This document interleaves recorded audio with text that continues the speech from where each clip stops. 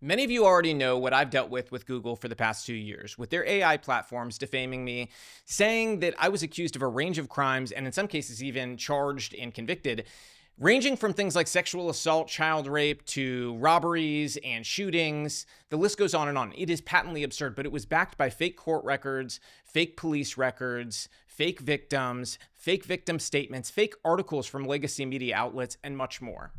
Now today, I have on a United States senator who says that Google was refusing to pull down a clearly defamatory video about this senator on YouTube, even after the senator and his office reached out to Google to let them know that YouTube was hosting this and that it needed to be pulled down. Google's response, apparently, according to this United States senator, was to say that they're not arbiters of the truth. Let's welcome on Senator Rand Paul. Robby Starbuck. Robby Starbuck. Robby Starbuck. Robby Starbuck. Robby Starbuck. Robby, I'm a big fan of what you do and your wife. Corporate America listens to this guy. I'm a little scared of him, too. This is the Robby Starbuck Show. Rand, thank you so much for joining me today. I want to dive right into these topics surrounding big tech, censorship, defamation, AI. First thing I want to bring up is I've got this post from X that you put up recently, and it covers what has happened to me with Google, which most listeners right now are already familiar with, but the very abbreviated version is, for the past 2 years, different AI products by Google have just been defaming me on a consistent basis with a vast array of different crimes ranging from sexual assault, rape, to even shooting somebody and selling drugs, all types of crazy stuff. Obviously, I have no criminal record and I have never been accused of any of these things.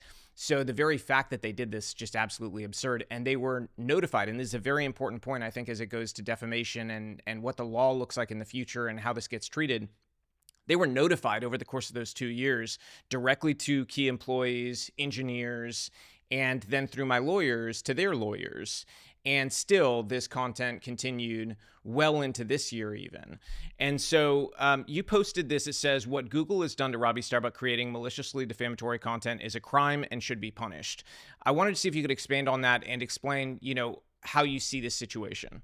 We know for years I've been a defender of this part of the law called Section 230. Section 230 gave liability to these companies and said, well, if I call you a schmuck online and you call me right back a schmuck online, we just can't police that, and we're going to not have liability for people calling each other names. Or like in my case, they accused me of being a traitor to my country and receiving benefits from an enemy country, money, basically stolen money from Maduro. And there's no truth to it, and you tend to want to laugh it off, except for that the woman accusing me of this was sitting behind what appeared to be a news desk, appearing to give a news broadcast, and then saying high-ranking officials, were telling her these things. And the problem is it's hard to get your reputation back. And that's why we have laws against defamation. And I really thought that, well, maybe Google is policing things like this. And when something's so outlandish or untrue, they would take it down. So I called Google, talked to some of their top lawyers. They said, well, we don't adjudicate the truth with regard to whether or not you're taking money from Maduro. And I said, well, when I said cloth masks don't work for COVID, you did adjudicate the truth and you said I was lying and you took it down. So they selectively do adjudicate the truth. They're not being honest when they say, well, we're not going to determine whether something's true or false. Now, my case is probably not as bad as yours because I actually never thought to do the AI engine before, I announced that I might sue them, or that we tried to get the woman who's defaming me to take it down. But your case, I think, is much stronger because they're actually creating content. But I would say that their argument that they have liability protection from this Section 230 kind of goes out the window because they're not hosting content, they're creating the content. So I think you have an incredibly strong case. I don't know if you had a chance to look through the lawsuit, but in the lawsuit, we even include a Google employee who was set aware of this 2 years ago. And they tried to work on this. To their credit, they ended up resigning, and they sent me their resignation, and it was essentially like, nothing's going to get done here. And so Google, in my case, and I think in your case, has showed an unwillingness to just do the right thing. And I think it's really interesting. They said they don't try to, be the arbiters of the truth, right?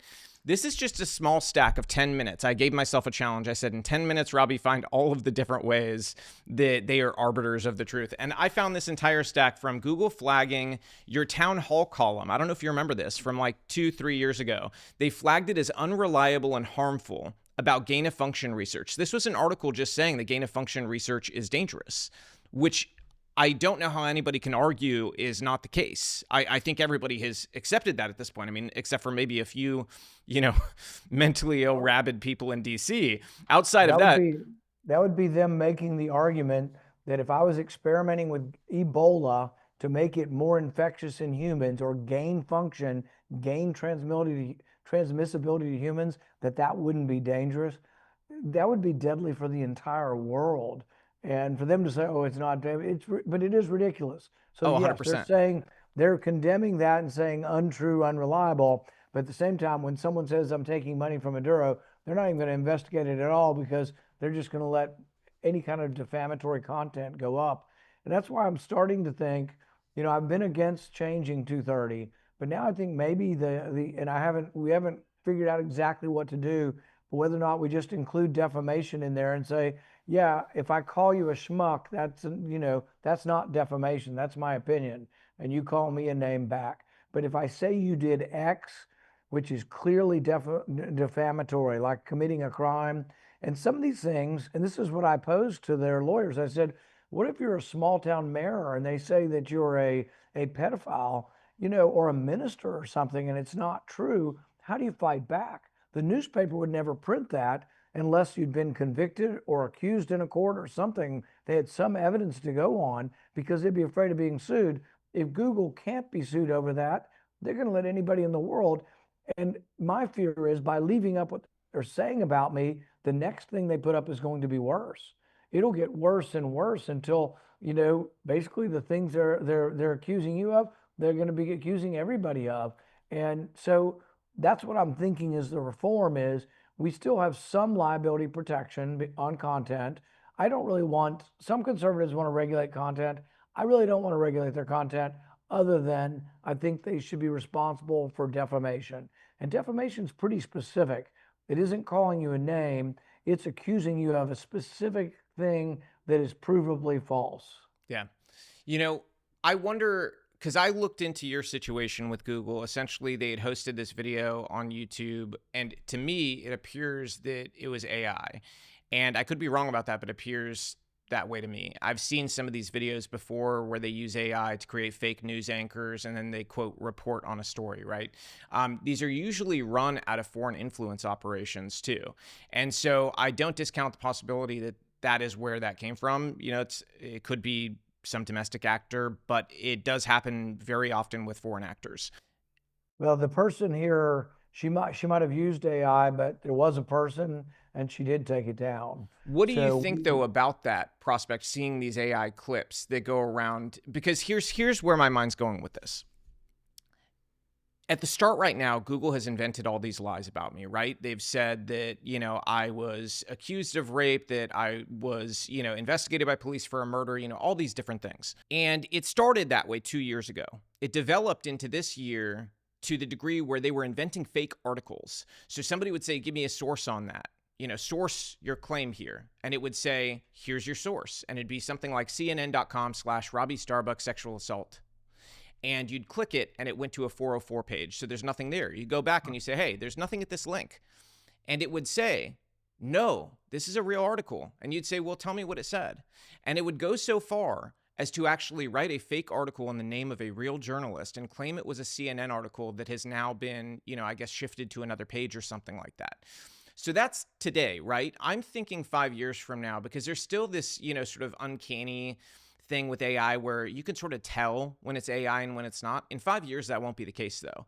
So in 5 years, if it went one step further and it created audio and video of those situations that it is claiming occurred, how dangerous is that going to be to our politics overall? Because just imagine that in key elections where it's a swing state, 50-50, right? And we're trying to get a senator there. It's a presidential year.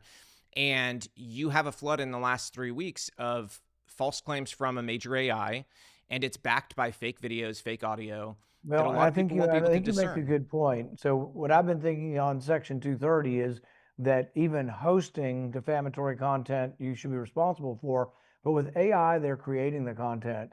So I think AI at this point, this is why I think you're going to win your case.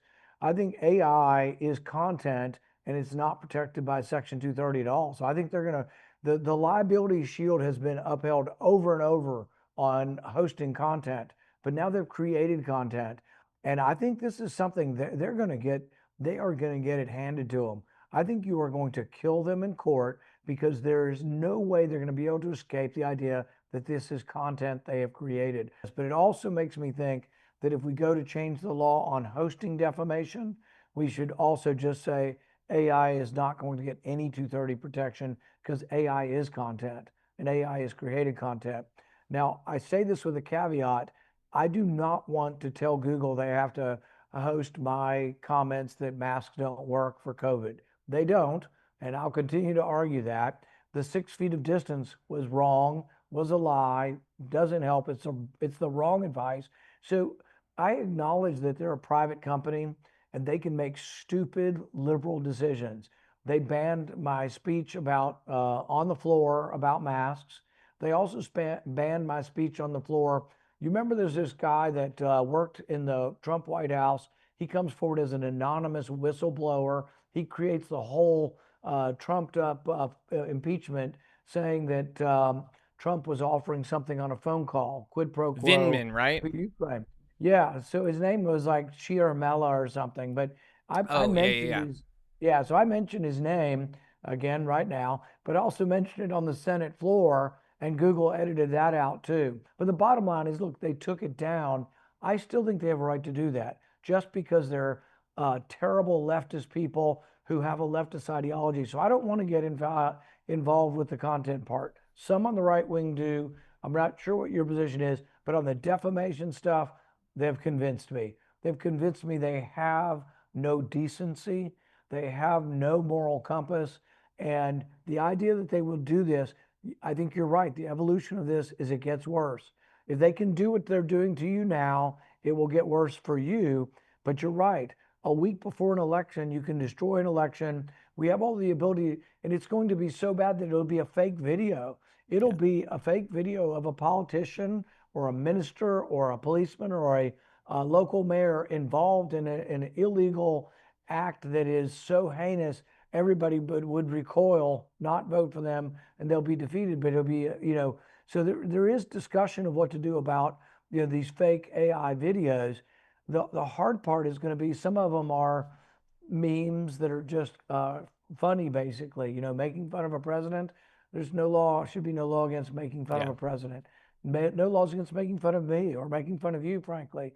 But there are laws against saying I committed a crime. They're accusing me of a crime, which is treason, which is punishable by death. So I've gotten death threats since this has been hosted, saying that I deserve to die because I'm taking money from a foreign leader and also a leader that is an adversarial country, which we may well be at war with. If they had also called me fat or said something about my sexuality and said I was taking money from Maduro, it would have come down because now that I'm a protected class, fat people, certain other groups of sexuality preferences are protected, but I'm not protected because they've said I've committed treason. I would only be connected if they said I was fat and committing treason, then they would take it Rand, down. I think they call them people of size now. I think I think that's the new term, up. okay? I am sorry. I apologize. I apologize. So this is something you may not have thought of, or maybe you did, but it's sort of interesting because this just came up in my life.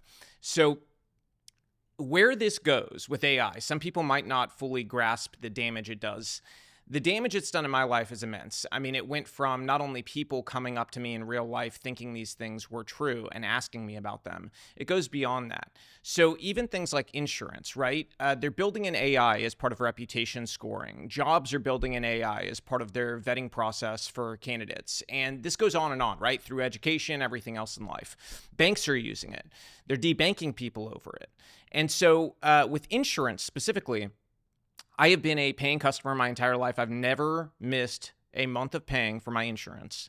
Last year, I was denied by the vast majority of insurers, and with pretty much no explanation until my agent was able to get something out of one of the people at one of the insurance companies, that this was about my reputation online.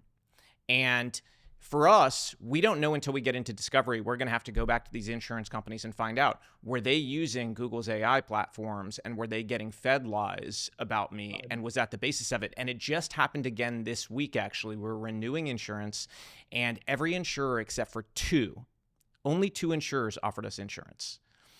Well, the other thing I would offer up, let's say your podcast is up and coming, you're doing well. There are possibilities of things. If I'm a big conglomerate media company and I'm thinking about buying you, and I do a Google search of you, and I was like, oh, no way am I buying him now. So the missed opportunities, I think you should be allowed to present that in court. Now, maybe your lawyers will tell you have to actually prove it, so you will. I think you could be excluded from all of that potential monetary gain because of these things that are being created by their engine. Oh, 100%. And here's the thing, too, about trustability with AI. People are forming relationships, especially younger people under 45.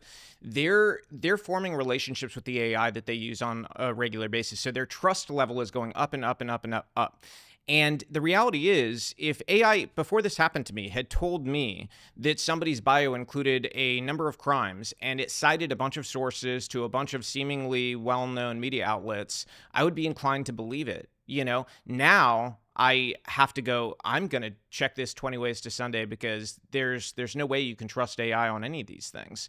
And what's concerning, too, is they sort of speak out of both sides of their mouth, the AI companies like Google, because they'll, on one hand, present to the public that these are just incredibly intelligent, sort of super intelligence, and that they're capable of so many things. But then on the other hand, when they have to defend themselves in court, they essentially say, oh, actually, this AI is pretty stupid. Don't believe it. It's dumb, and they think stupidity is a defense for defamation. And I would say it's absolutely not.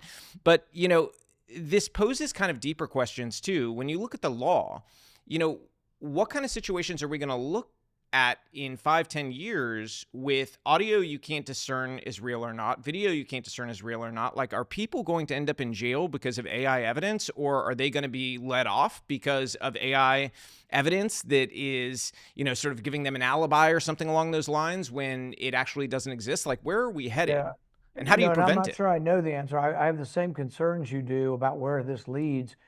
I think it's a good question, actually, and I don't have the knowledge to tell you this, but whether or not how good video technology or people analyze images are at detecting something that's been altered or not real.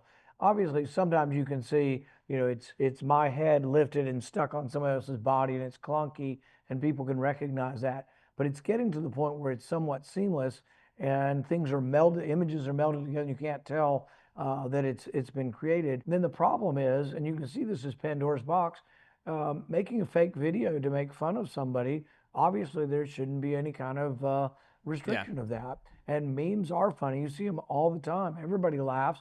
Everybody knows it's a meme or that it's humor. But that's why I think you're going to have to get back to defamatory stuff. So if someone says you have committed a crime, and a lot of these crimes ruin people's lives and ruin their careers.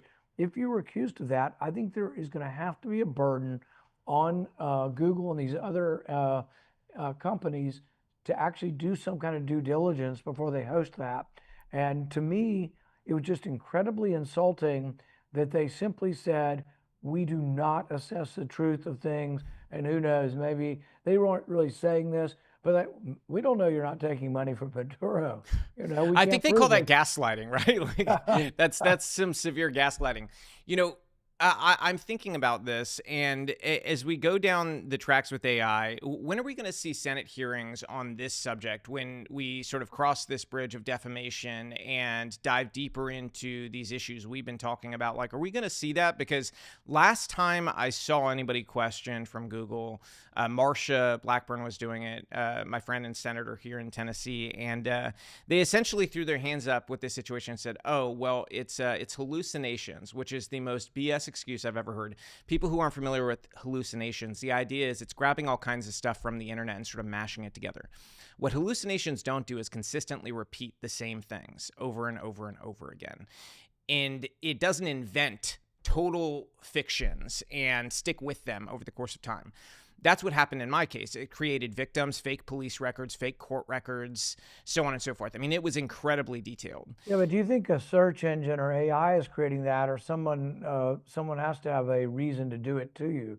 Don't you think there's a person, someone with malicious intent? Or you think the program did that all by So itself? here's what's sort of frightening is that theoretically, my hope from the very beginning was we were going to find some place deep on the dark web or something, or on Reddit, where people invented a bunch of these things, right? And the AI was just fed bad training data, and Google did a terrible job and sort of was negligently malicious in not removing things, right?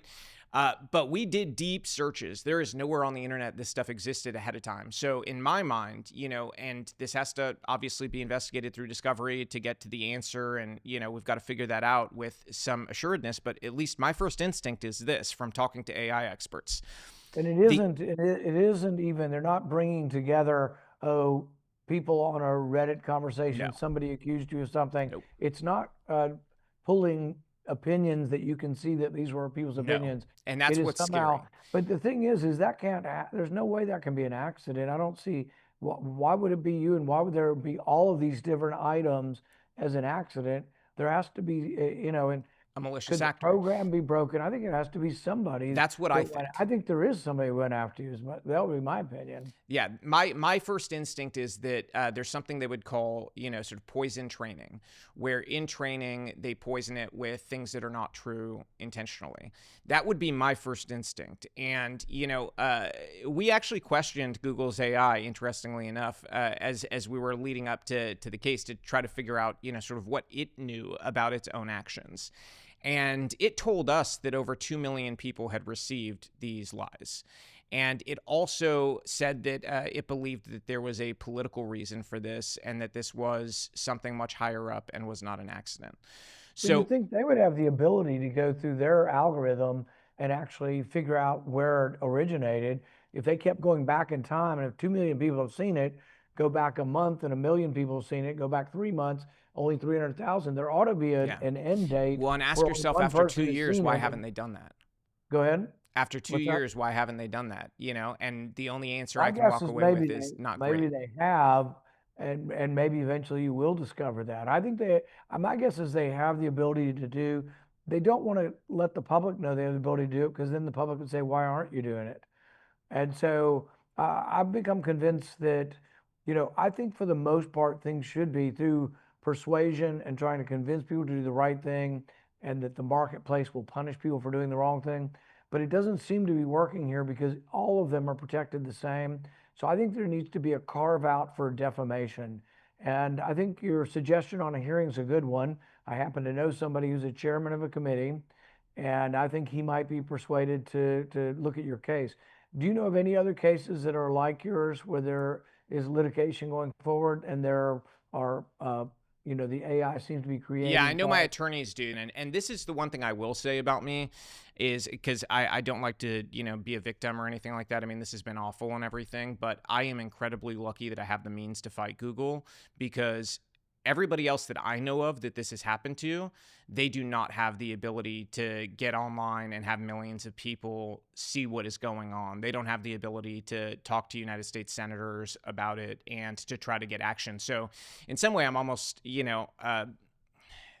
hardened at this point to the idea that, like, I have a responsibility to fix this. Off the air, let's talk some more about a potential government hearing on this. But see if your contacts can locate anybody else. It's always better if we have more than one person. I have my story to tell. I think yours is worse, but I think it'd be nice if we had one or two other people that would come public. Yeah. They could be companies, but they would come public to a hearing and talk about it. And I think really it is this evolution. My problem is the older problem of just hosting defamatory content that others create. And that's sort of a different story. And Section 230 is currently protecting that. And I think we ought to reevaluate that. But then yours is a new question of, now they're creating content with AI. And that's where I think they have enormous liability. And I can't believe they're not going to be talking about settling this, because I think they have the upshot of the potential that liability. You get a jury to look at a false accusation of Child rape. a husband and father of what, 5 kids? 4 kids. Yep. Only 4, probably 5. I'm working anytime on now. 5. Yeah. But anyway, a husband and father, never been, accused or convicted of any of these terrible things, and what that would mean to you and can mean to your reputation. And it's being generated by their AI, and it's new content that doesn't exist anywhere else. Oh my goodness, I can't believe they are not knocking on your door wanting to settle with you, because I think the upside of this is enormous. But there also is, for everybody else, if you pursue this, the check and the balancing act of trying to say you do have some responsibility. You cannot just host, and you really cannot generate defamatory material, particularly of a heinous sort, and let it go without any kind of boundaries. So I applaud you for fighting this, and let's talk more about maybe the potential of having a hearing on this. Absolutely. So, well, one last thing to freak you out here. Did you know that the defamation will never stop? Because the nature of the AI they created is open source. So basically, it had over 100 million wild downloads in the world. And so these people download it, it goes onto their computer, and at a certain point, Google loses access to it. So if it's offline, Google can't force an update or anything like that. So those systems with Gemma will always lie about me. It will always invent crimes about me. And there's seemingly no going back. So it's not like defamation of the past, where like somebody writes a book, they defame you, it gets pulled from the market, it never gets reprinted. I don't even know how the law can functionally deal with that. Right. And see, it's somewhat the same for me.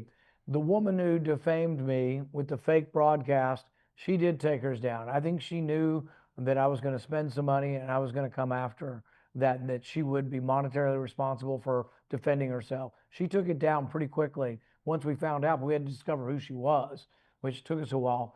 But it's out there enough that throughout, and the video is taken down, so that doesn't help. People can't rebroadcast the video, which was most damaging, but people still rebroadcast the claim, the accusation. Yeah. And so even routinely at home, so a lot of times I don't hear things directly because people don't come up to me, but when I'm at home, my friends will come up and say, yeah, people are asking about you taking money from Maduro. And it's like, well, are people really that gullible that they think that somehow people up here are taking money from foreign leaders?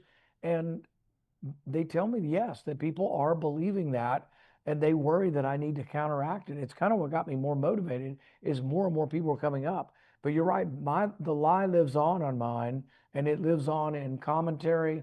I think the good news is at least they were all linking to a video. I think one was Facebook and one was YouTube.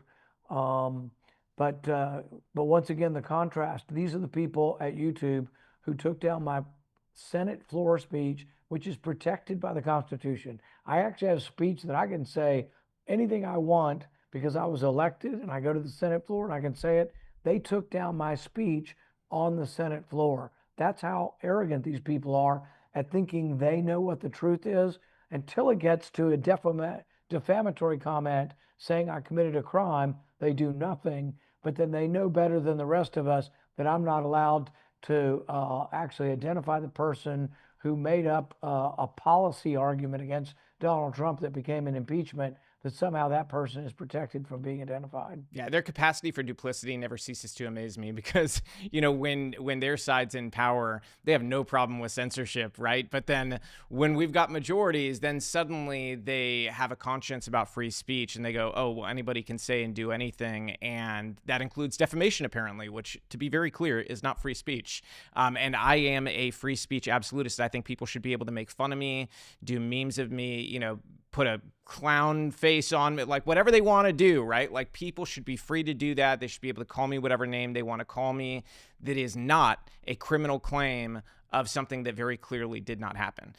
There's very clear lines under the law, but I think that these companies are picking and choosing when they're going to enforce the rules, and they're doing that on the basis of partisanship. That stack I got in 10 minutes, every single one of these, every single one was against conservative. From banning Dan Bongino to what they did with you, to downranking and banning, people who talked about COVID the wrong way. I mean, the list goes on and on and on and on. And I do think there needs to be accountability. And I was very surprised and happy to see you shift on this issue, because I don't know if you remember, but years ago, we had a disagreement about this. We agreed on a lot of different policy items. And the one place where we had disagreement was on big tech, when we talked about, sort of how do you deal with these issues? And I told you back then, we were at an event in Nashville, and I said, I know in a couple of years you're going to change your mind. And so now you want me to admit that I've changed, that I was wrong? Huh, no, Robby?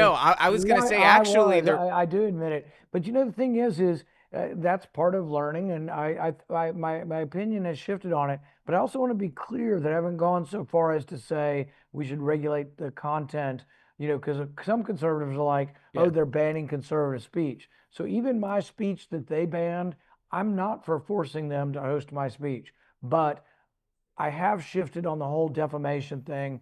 And I think this stuff it's so hard to get your reputation back. And it's so hard to, particularly for people, I can try, because I can come on a podcast. You have a podcast. You can try to get your reputation back. But if you're a minister or a preacher or a mayor of a small town, you just can't get it back. They can ruin you, and they should not be hosting things like that where false statements are allowed to be propagated. I think it's probably even worse in a small community where, it spreads like wildfire. You put it on there, everybody in the community is going, can you believe he did this? Can you believe he did this?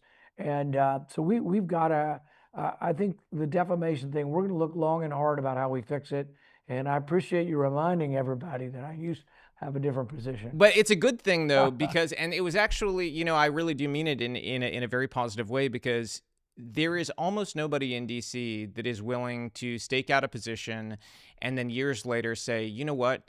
I was wrong for these principled reasons, and this is why I was wrong. Usually what happens is positions are staked like, I'd say something similar to what the image that comes to my mind is the NASCAR drivers with the patches, right, all over them. And it's like the patches change every few years and positions secretly change, kind of behind the scenes. But people never publicly go, hey, you know what? I thought about this. I had this position for this reason. Then this happened, and I realized that I was wrong about a certain part of this. And so, I'll always be, I think, a little bit further than you on the tech issue. But I think that, it is admirable that you can shift to this and be a fighter for what is clearly right. Because I think this is one of those things, as it developed with AI, and I think AI played a big role in this over the past few years, it became untenable, and it's so clear that there's an issue here. So I thank you for standing up about it. And, offline, we'll talk about doing a hearing. I do think it's important. I think the American people need answers, and I think there needs to be clear lines drawn. So I appreciate it, and thank you. Will do. Thanks for having me.